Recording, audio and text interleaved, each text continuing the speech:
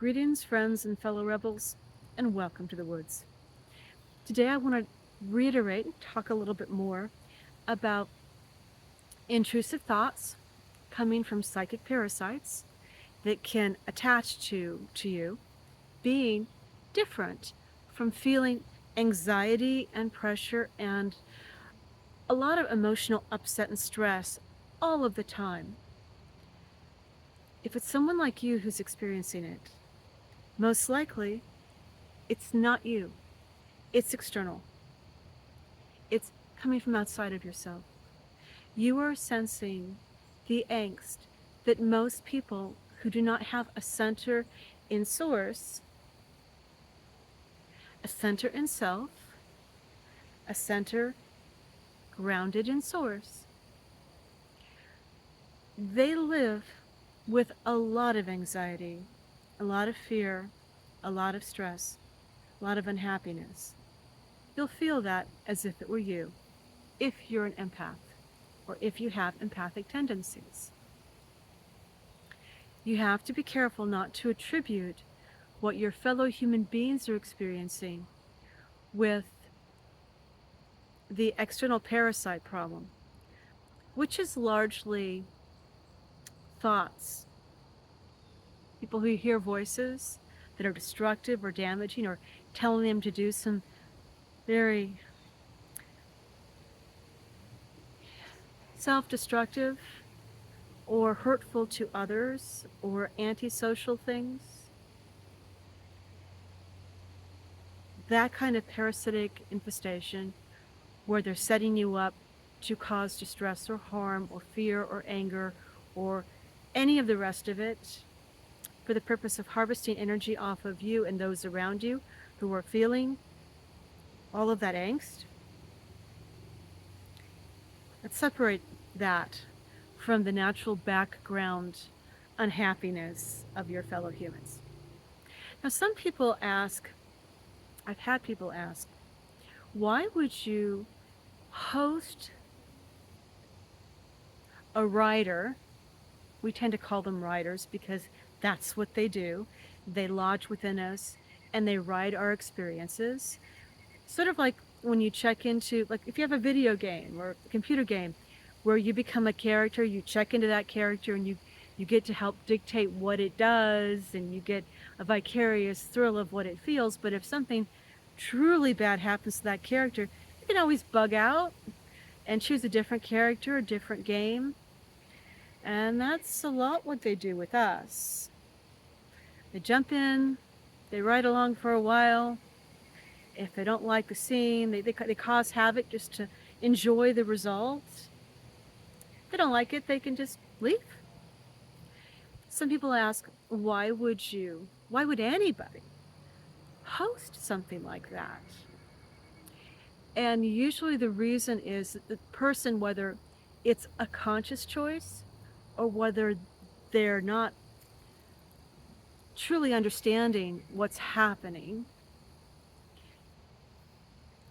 people do it because they're seduced into it. Because initially, it feels good. What will happen when that external links into you is you'll start to feel the thoughts, sense the thoughts, and feel the emotions of that other entity. So as long as it's enmeshed with you, as long as it's a part of you, you're going to be enjoying the ride.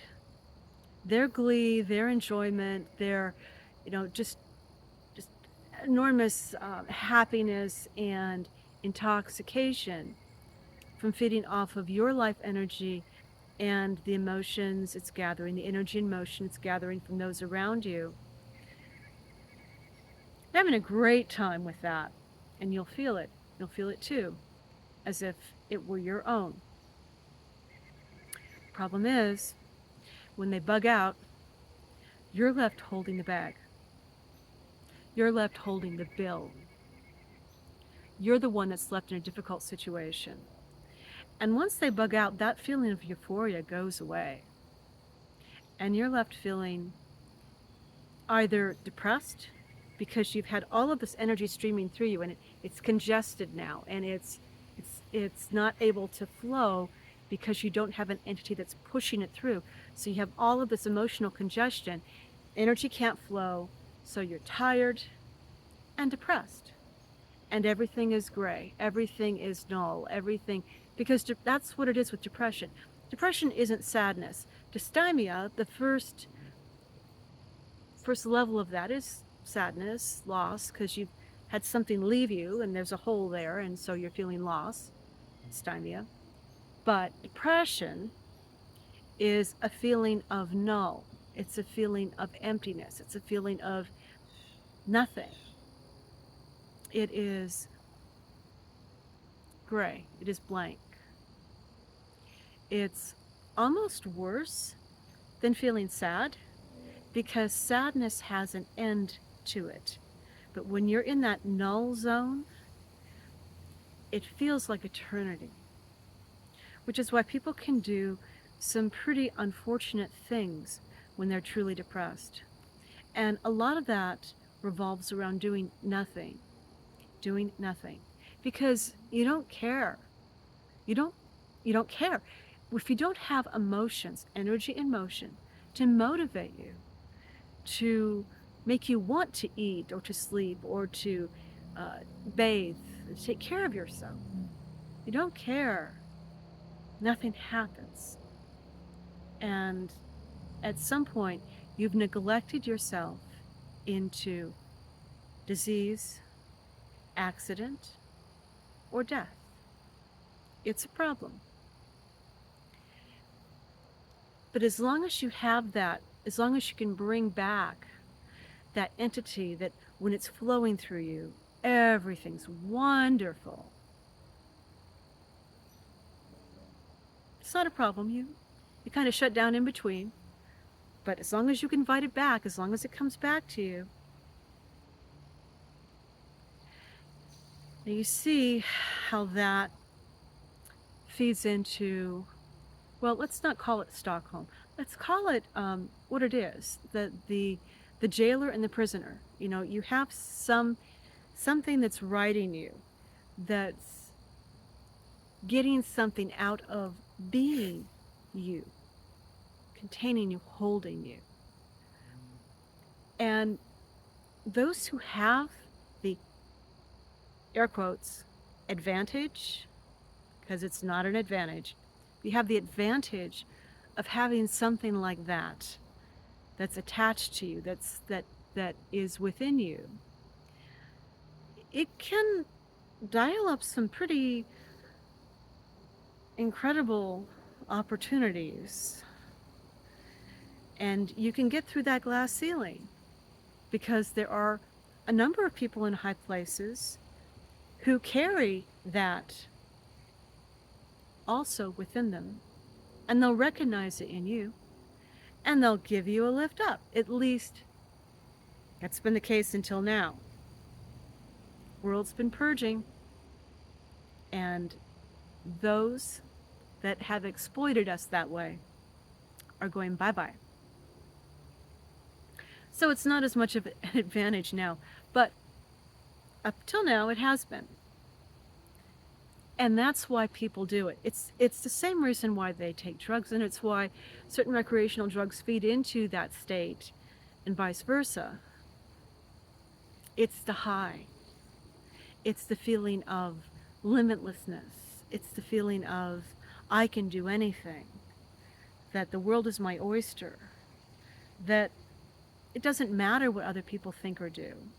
I don't have to worry about them, because those who come in and use us as avatars, the ones on that side of the chessboard, they don't care.